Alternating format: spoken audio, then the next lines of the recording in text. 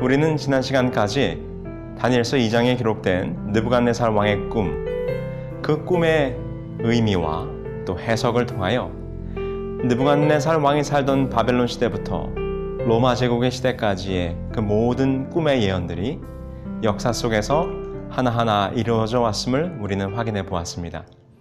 오늘은 이제 여러분들과 함께 이 다니엘서 2장의 꿈의 마지막 장면으로 우리가 함께 들어가 보도록 하겠습니다. 여러분 가지신 교재 우리 367페이지부터 함께 시작해 보도록 하겠습니다. 이제 다니엘은 그 금, 은, 동, 철의 제국을 지나서 그 신상의 마지막 부분에 대해서 설명하기 시작합니다. 다니엘서 2장 33절과 그리고 2장 41절로 42절에 그 꿈과 그 해석을 다음과 같이 이야기하고 있죠. 다니엘서 2장 33절, 그 발은 얼마는 철이요 얼마는 진흙이었나이다. 다니엘서 2장 41절로 42절에서는 그 발과 발가락이 10개로 나뉘는 것처럼 그 나라가 나누일 것이며 나라가 얼마는 든든하고 얼마는 부서질만 할 것이다 라고 이렇게 다니엘은 해석하고 있습니다. 우리가 지난 시간에 살펴본 것처럼 그 철의 제국 로마, 그 위대한 로마도 게르만 민족의 이동으로 말미암아 그 국경이 허물어지고 이제 이 유럽 세계는 저마다의 민족주의적 중심의 국가들로 새롭게 분열되고 새롭게 개편되기 시작합니다. 그래서 우리 교재에 설명하고 있는 것처럼 이 서로마 제국의 멸망 이후에 이 유럽 세계는 여러 나라로 분열되게 되는데 알레마니, 프랑크, 부르건드, 스웨브, 반달, 서거트, 앵글로색슨, 동고트, 롬바르드, 헤룰리와 같이 여러 나라들로 분열되게 됩니다. 바로 다니엘이 2장 그 느부갓네살 왕의 꿈의 해석을 통하여 설명한 것처럼 그동안은 금, 은, 동, 철의 하나로 된 금속으로 하나의 대제국이 이어져 올 것을 이야기했는데 이제 이 철의 제국 로마가 망한 이후에는 얼마는 철처럼 강하지만 얼마는 또 진흙처럼 약한 그와 같은 여러 분열 열국의 시대가 올 것을 이야기했고 역사 속에서 서로마 제국의 멸망 이후에 그런 열국의 시대가 도래한 것을 우리는 확인해 보게 되는 것입니다. 그러면서 이 열국의 시대에 대하여 다니엘은 다음과 같이 계속해서 그 꿈을 해석합니다. 다니엘서 2장 43절이죠. 쇠와 진흙이 섞인 것을 보셨은즉 그들이 다른 민족과 서로 섞일 것이나 그들이 피차에 합하지 아니함이 쇠와 진흙이 합하지 않음과 같으리라. 그렇습니다. 그동안의 대제국의 역사가 이어왔던 것처럼 이 유럽이 열국의 시대로 나눠진 다음에 이 열국의 시대에 이 유럽을 또 이 역사의 주 무대를 하나로 통일하기 위한 노력이 계속 있을 것이지만 결국 다시는 합하지 않을 것이라고 하는 예언을 하고 있는 것이죠. 그렇다면 이 열국의 시대에는 어떤 특징들이 있을까요? 첫 번째로 이 열국들 중에 어떤 나라는 철과 같이 강대국이 되기도 하고 또 어떤 나라는 진흙처럼 약소국이 되기도 하겠지만 이 나라들이 서로 공존하는 시대가 될 것을 다니엘은 예언하고 있는 것입니다. 두 번째로는 강력한 민족주의의 출현으로 인종은 혹시 뒤섞일 수 있을지 몰라도 서로 나라와 나라가 병합되는 일은 일어나지 않을 것이라고 지금 다니엘은 예언하고 있는 것이죠. 세 번째로 나라들 간의 잠정적이고 표면적인 동맹과 연합은 있을 수 있어도 결국 영구적이거나 본질적인 화합, 본질적으로 하나가 되는 일들은 다시 일어나지 않을 것이라고 지금 다니엘은 설명하고 있는 것이죠. 그러면서 이 다니엘서 2장의 꿈의 예언은 이러한 민족주의적이고 국가주의적인 바탕에서 복잡다단한 국제정세, 곧 이 열국의 시대가 어느 때까지? 예수 그리스도의 재림 때까지 이어지게 될 것을 다니엘은 우리들에게 다니엘서 2장 느부갓네살 왕의 꿈을 통하여 설명하고 있는 것입니다. 그러면서 그들이 다른 민족과 서로 섞이기는 할 것이라고 이야기해요. 여기서 민족이란 말은 아람어로 에나쉬라는 말인데 이것은 결혼과 같은 방법으로 서로 혼합하고 연결될 것을 의미하는 것입니다. 다시 말해서 이 유럽 세계가 열국의 시대로 나뉘어진 다음에 그들이 결혼을 통하여 서로 화합하려고 섞으려고 노력할 것이지만 그러나 본질적으로 하나가 되지는 못할 것이다 라는 그런 의미인 거죠. 네, 아주 흥미로운 기록이 있습니다. 1914년 세계 제1차 대전 발발 당시에 조지 H. 메리트라고 하는 사람이 The Royal Relatives of Europe, 유럽 황실들의 이 친족 관계에 대한 책을 썼는데요. 거기 보면 아주 흥미로운 기록이 있어요. 다음과 같이 그는 설명합니다. 전쟁 중에 있는 유럽은 거의 큰 가족 싸움과 같다고 할 수 있다. 유럽의 모든 왕위가 게르만 혈통이 지배하는 왕실 사이의 상호 결혼으로 이루어져 왔다. 즉 영국과 러시아에 대해 전쟁을 일으킨 독일의 윌리엄 황제는 그의 사촌들과 싸우고 있는 셈이다. 영국의 조지 5세와 러시아의 황제 니콜라스 2세는 덴마크의 국왕 크리스찬 9세의 딸들인 그들의 어머니들을 통하여 사촌지간이다. 이 두 지배자들의 사진을 본 사람은 누구나 의심 없이 그들이 가족적으로 닮았음을 주목해 왔다. 그렇습니다. 유럽이 분열돼서 서로 열국의 시대가 된 이후에 그들은 서로 화합하고 연합해 보려고 자기의 딸을, 상대방의 아들을 서로 주고받으면서 황실 간의 결혼으로 서로 엮어보려고 했다고 하는 이야기죠. 그래서 다니엘은 그들이 민족이 서로 섞일 것이다 라고 하는 의미를 정확하게 결혼 관계를 통해서 이 열국의 시대의 왕족들이 서로 섞일 것을 예언하고 있는데 그것이 분명히 이루어진 것을 보게 되는 것입니다. 그런데 그렇게 결혼을 통해서 서로 동맹을 맺고 화합하려고 노력했지만 피차에 어떻게 될 것이라고요? 다니엘서 2장 43절에 피차에 합하지 아니함이 쇠와 진흙이 합하지 아니함과 같을 것이다 라고 설명하면서 다시는 이전과 같이 금문동철의 대제국을 이루는 하나의 통일된 제국이 되지 못할 것을 다니엘은 예언하고 있어요. 그렇다면 유럽의 역사는 어떻습니까? 로마 제국의 멸망 이후에 이 열국의 시대 동안 신성 로마 제국의 찰스 대제, 샬레망, 스페인의 찰스 5세, 지문 국가라고 우쭐댔던 프랑스의 루이 14세, 그리고 한 황제, 한 법전, 한 의회, 한 화폐의 대제국을 구상했던 누구요? 나폴레옹까지. 나폴레옹은 이렇게 스스로 이야기했어요. 5년 안에 나는 세계의 주인이 될 것이다. 온 유럽은 이 하나의 머리, 곧 하나의 황제 아래 있게 될 때까지는 유럽에 결코 평화가 없을 것인데 현재의 왕들은 그때 그 황제의 부하가 될 것이다. 지금까지 언급한 여러 걸출한 영웅들이 유럽을 하나의 제국으로 통일하기 위해서 노력했지만 결국 실패했어요. 누구마저도요. 나폴레옹마저도. 1815년 워터루 전투에서 나폴레옹이 패배함으로 그의 대망의 꿈, 대제국의 꿈은 결국 부서지게 된 것이죠. 여기 다음과 같은 흥미로운 기록이 있습니다. 토마스 아놀드의 근대사 강의 3번째. 이 엄청난 세력을 꺾은 주요 적대 세력은 누구였는가? 누가 그를 저지하고 저항하며 넘어뜨렸는가? 그 누구도 그 무엇도 아니다. 하나님이 분명히 직접 개입하셨다. 거의 유럽이 하나 이 나폴레옹 체제 안으로 통일이 될 뻔했습니다. 그러나 하나님께서 이미 오래전 다니엘의 해석을 통하여 느부갓네살 왕의 꿈을 통해 예언한 것처럼 그 유럽이 다시는 통일되지 못할 것이라고 하는 예언이 성취됐지요. 누가 그 나폴레옹의 꿈을 무너뜨렸을까? 거의 이룰 뻔했는데 토마스 아놀드는 하나님이 분명히 개입한 것이다 라고 이렇게 고백하고 있는 것입니다. 그 둘의 역사가 어떻습니까? 1차 대전을 치른 독일의 빌헬름 2세, 2차 대전의 장군이 히틀러, 1차 대전을 겪은 세계는 다시는 그런 비극이 일어나지 않도록 하기 위해서 무엇을요? 국제연맹을 만들었습니다. 1920년 5월 10일부터 1939년 5월 19일 사이에 5,468건의 조약과 국제협약이 국제연맹을 통해 이루어졌지만 이것도 역시 2차 대전을 막지는 못했습니다. 1957년 3월 25일 로마 교황청에서 프랑스와 서독과 이태리와 네덜란드와 벨기에, 룩셈부르크 등 6개국이 체결한 로마 조약에 의해 탄생한 유럽 경제 공동체. 어떻게든지 그들이 하나의 통일된 모습으로 하나로 만들기 위해서 피체에 합하기 위해서 노력하는 노력들이 있었지만 결국은 느부갓네살 왕의 꿈의 예언처럼 다니엘의 해석처럼 다시는 이 인류가 그 유럽의 주무대가 역사의 주무대가 하나로 통일되지는 못했다고 하는 것입니다. 이것이 느부갓네살 왕이 꾸었던 그 금은동철과 열국의 시대에 관련된 꿈의 내용이었죠. 참으로 이 인류의 역사는 악몽이었습니다. 그토록 부풀었던 인류의 희망은 산산조각 남고 악몽으로 끝나게 된 것입니다. 이것이 지금까지의 인류의 역사예요.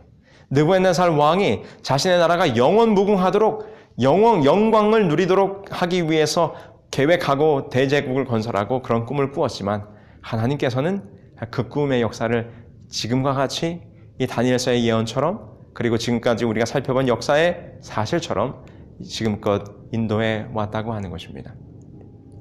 점점 더 분열되고 타락하고 쇠락해가는 모습으로 인류의 역사는 진행돼 온 것이죠. 자, 이제 다니엘은 이 꿈의 두 번째 장면을 설명하기 시작합니다. 바로 이 인간의 역사를 종결짓는 심판의 장면을 그가 보게 되는 것이죠. 다니엘서 2장 34절부터 있는 말씀입니다. 또 왕이 보신즉 손대지 아니한 돌이 나와서 신상의 철과 진흙에 발을 쳐서 부서뜨리매라고 설명합니다. 다니엘서 2장 45절에서는 그가 계속해서 설명하기를 손대지 아니한 돌이 산에서 나와서 새와 놋과 진흙과 은과 금을 부서뜨린 것을 왕께서 보신 것은 크신 하나님이 장래일을 왕께 알게 하신 것이라 라고 설명합니다. 왕이요, 왕은 이제 금은동철의 그 신상이 사람의 손으로 하지 아니한 뜨인 돌이 와서 그 신상을 쳐서 부서뜨리는 것을 보았습니다. 이것은 하나님께서 앞으로 장래에 이루실 일을 왕에게 미리 보여 알게 하신 것입니다 라고 설명하는 것이죠. 그렇다면 여러분, 이 손대지 아니한 돌은 도대체 무엇입니까? 이 뜨인 돌이라고 하는 것은 바로 채석장에서 돌을 뜬다라고 할 때 그런 의미예요. 다시 말해서 이 돌은 채석장에서 사람의 손으로 떠낸 것이 아니라 하나님에 의해서 이루어진 돌이라고 하는 것입니다. 그동안의 인류가 이룩한 역사와 문화는 모두 사람의 손에 의해서 이루어진 인간의 작품이었죠. 그리고 그 인위적인 모든 인간의 작품들은 이제 깡그리 깨어지게 되는데 무엇에 의해서? 돌에 의해서 깨어지게 됩니다. 이 돌은 사람에 의해서 뜨인 돌이 아니라 하나님에 의해서 뜨인 돌이에요. 그렇다면 여러분, 이 돌은 도대체 무엇을 아니면 누구를 의미하는 것일까요?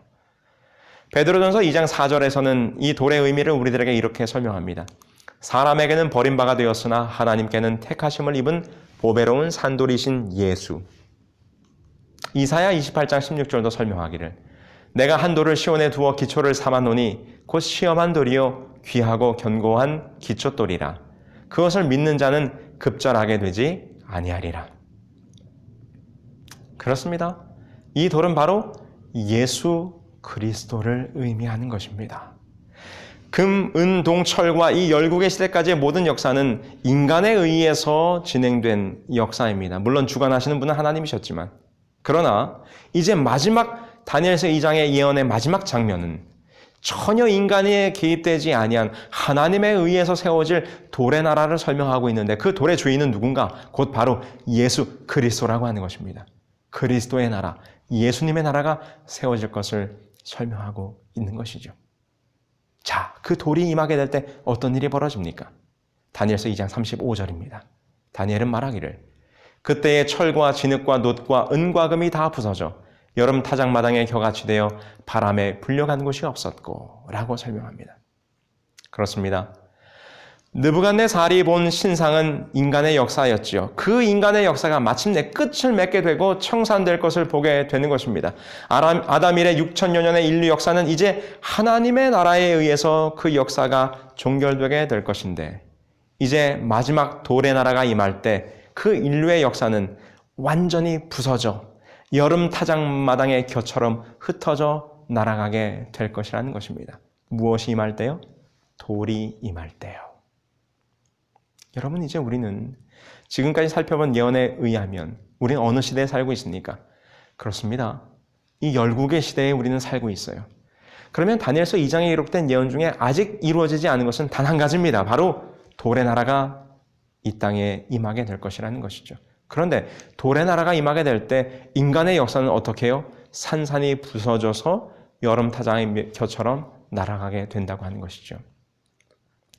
여러분, 그렇다면 우리는 이 마지막 돌의 나라가 임하기 전 우리는 무엇을 준비해야 합니까?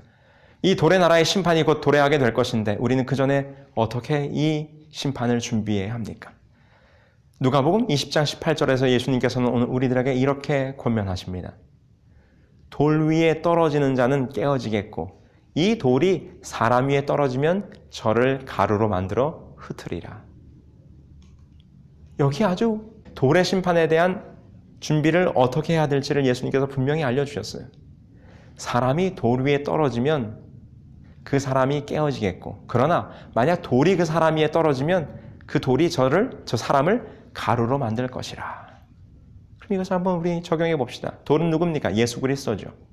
그리스도 위에 자신을 던짐으로, 그리스도 위에 자신을 던지면 나의 못난 죄된 본성과 죄된 자아가 부서져서 우리는 새로운 사람으로 거듭나게 될 것입니다.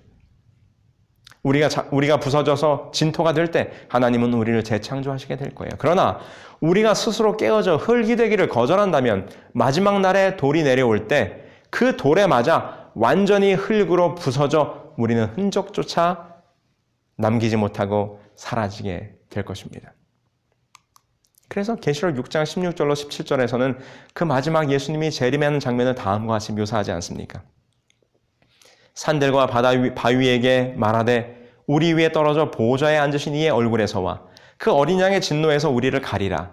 그들의 진노의 큰 날이 이르렀으니 누가 능히 서리요 하더라. 그렇습니다. 이제 곧 돌의 나라 예수 그리스도께서 이 땅에 임하실 텐데 그 전에 우리의 못난 자아를 예수 그리스도 위에 던져서 우리를 깨뜨리지 못하면 곧 우리 예수님이 임하실 때 산과 바위야 내 위에 떨어져서 나를 가리우라.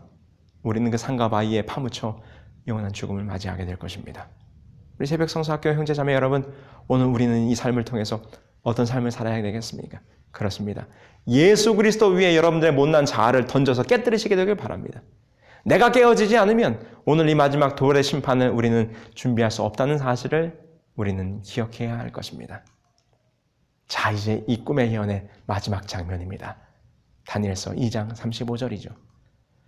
우상을 친돌은 태산을 이루어 온 세계에 가득하였나이다. 다니엘은 2장 44절에서 그 나라를 다음과 같이 연이어 설명합니다. 이 여러 왕들의 시대에 하늘의 하나님이 한 나라를 세우시리니 이것은 영원히 망하지도 아니할 것이요 그 국권이 다른 백성에게로 돌아가지도 아니할 것이요 도리어 이 모든 나라를 쳐서 멸망시키고 영원히 설 것이라. 신상 인간의 역사를 깨뜨리고 부숴버린 이 돌이 온 세상에 가득하여 무엇이 될 것이라? 태산처럼 크게 될 것이라는 것입니다. 그런데 여러분, 이 바벨론의 폐허에서 발굴된 한 점토판에 아주 흥미로운 이름이 발견되었어요. 그것의 이름은 쏴두라브라는 이름이었습니다. 그 뜻은 큰 산, 곧 태산이란 뜻인데 이는 바벨론의 주신이었던 벨마르둑을 가리키는 명칭으로 쓰였다는 것입니다. 근데 원래는 이 고대 바벨론의 종교의 중심지였던 닛볼, 이 닛볼의 주신은 슈메린의 신인 엘린이라는 신인데 엘릴. 근데 이 엘릴의 이름이 원래는 쏴두라브 태산이었다고 하는 거예요. 그런데 후에 느부갓네살의 군대가 닛볼을 정복하고 난 뒤에 이 바벨론의 출신인 마르둑이 엘릴보다 더 위대함을 입증하기 위해서 그 엘릴이라는 신에게 사용됐던 이름 쏴두라브라고 하는 이름을 뺏어와서 누구에게? 마르둑이야말로 온 땅을 차지한 태산이 될 것이다 라고 이렇게 이름을 불렀다는 것이죠. 그래서 여기서 태산이란 말은 곧 마르둑 바벨론의 주신을 의미하는 거예요. 그런데 여러분 잘 보세요. 이런 배경을 훤히 알고 있는 느부갓네살 대왕과 바벨론의 지도자들 앞에서 다니엘은 서슴지 않고 마침내 온 세상에 가득한 태산은 바벨론의 주신인 마르둑이 아니라 이스라엘의 하나님이심을 선언하고 있는 것입니다. 너희의 신이 태산이 아니야. 우리 여호와 하나님이 온 세상에 가득할 진정한 쏴두라브, 진정한 태산이야 라고 이렇게 설명하게 되는 것입니다. 이 얼마나 위대한 고백입니까? 그 이방 민족들 앞에서 하나님 여호와 하나님만이 진정한 태산, 진정한 쏴두라브라고 지금 증거하고 있는 것이죠. 여기까지 꿈의 해석을 듣던 느부갓네살 왕이 깜짝 놀랍니다. 그리고 느부갓네살 왕이 이렇게 고백하지요. 다니엘서 2장 46절로 47절입니다. 이에 느부갓네살 왕이 엎드려 다니엘에게 절하고 왕이 대답하여 다니엘에게 이르되 너희 하나님은 참으로 신들의 신이시요 모든 왕들의 주제시로다. 이 얼마나 대단한 역전 드라마입니까? 3년 전만 해도 느부갓네살은 대군을 거느리고 예루살렘의 성소를 부수고 다니엘과 그의 친구들을 포로로 잡아와서 하나님의 성소를 회파하고 하나님의 백성들을 공격했습니다. 그런데 하나님께서는 하나님의 뜻을 그 마음 성소에 두기로 결심한 단 4사람을 통하여 왕과 그의 모든 박사들을 굴복시키고 그들을 여호와 앞에 무릎 꿇게 만드셨습니다. 다니엘이 섬기고 있는 하나님만이 우주의 절대자가 되심이 온 천하에 드러나는 순간이었습니다. 여러분, 예언된 대로 우상을 섬기는 바벨론 제국은 멸망하였습니다. 정복의 나라 페르시아도, 그리스의 철학도, 강철 같은 로마 제국도 예언된 대로 열국으로 나뉘어 오늘날에 이르고 우리는 지금 그 분열된 열국의 시대에 그대로 살아가고 있는 것입니다. 여러분, 이제 남은 예언은 하나입니다. 하나님이 세우실 돌의 나라입니다. 그 돌의 나라가 곧 이 땅에 임하게 될 것입니다. 여러분, 역사는 사실이죠. 우리가 살펴봤던 모든 역사는 사실로 증명이 되었습니다. 그 다니엘서의 예언은 역사 속에서 분명히 성취되었음을 우리는 확인해 보게 되었습니다. 현재 나의 삶도 사실이며 우리는 지금 그 역사의 한 부분을 살아가고 있는 것입니다. 여러분, 이 땅의 미래는 분명히 예언되어 있습니다. 곧 돌의 나라가 임하실 것이라고. 하나님의 나라가 그 국권이 영원히 다른 백성에게로, 다른 사람에게로 넘어가지도 아니할 영원한 하나님의 나라가 설 것을 성경은 예언하고 있습니다. 여러분, 그 돌의 나라가 임할 때에 우리는 어디에 있어야 하겠습니까? 우리는 과거의 역사를 통해서 예언과 역사가 완전히 일치하는 것을 보면서 확고한 믿음을 가져야 할 것입니다. 오늘 우리는 이 현실을 살아가며 그 예언된 역사가 그대로 이 현실 속에 조명됨을 보고 말씀에 따라 사랑하며 살아가야 할 것입니다. 아울러 이제 도래하게 될 미래, 곧 오게 될 예수 그리스도의 돌의 나라가 오게 됨을 보고 말씀에 근거한 소망을 가지며 주 예수 그리스도의 재림, 돌의 나라를 우리는 준비해야 할 것입니다. 우리 사랑하는 새벽성서학교 형제자매 여러분, 이 다니엘서 2장 느부갓네살 왕의 꿈은 역사 속에서 분명히 성취되었음을 이 시간 다시 한번 확인하면서 오늘 우리들의 삶을 돌의 나라 예수 그리스도의 재림이 가까워 없는 이때에 그 재림의 때를 위하여 준비하며 살아가는 저와 여러분들이 되기를 간절히 소망하는 것입니다. 그 때를 위하여 오늘 나 자신을 돌 위에 깨어 나의 못난 자아를 깨트리고 주님 안에서 새롭게 거듭나는 삶을 살아가심으로 곧 돌의 나라가 임할 때에 그 영원한 하늘나라에 함께 임하시는 저와 여러분들이 되기를 간절히 소망하면서 오늘 강의를 마치겠습니다. 기도하실까요? 하늘에 계신 아버지 하나님, 느부갓네살 왕의 꿈을 통하여 이 세상 역사가 어떻게 운영되어 왔는지 우리는 다시 한번 확인해 보았습니다. 예수 그리스도께서 이 땅에 임하실 때가 얼마 남지 않음을 우리는 말씀 속에서 다시 한번 확인하게 됩니다. 그 돌의 나라가 임할 때 우리는 어디 있어야 하겠습니까? 우리 새벽성서학교 모든 가족들은 그 돌의 나라, 영원한 하나님의 나라의 백성이 되는 축복받는 백성 될 수 있도록 인도하여 주시옵기를 사랑 많으신 예수 그리스도의 이름으로 기도합니다. 아멘.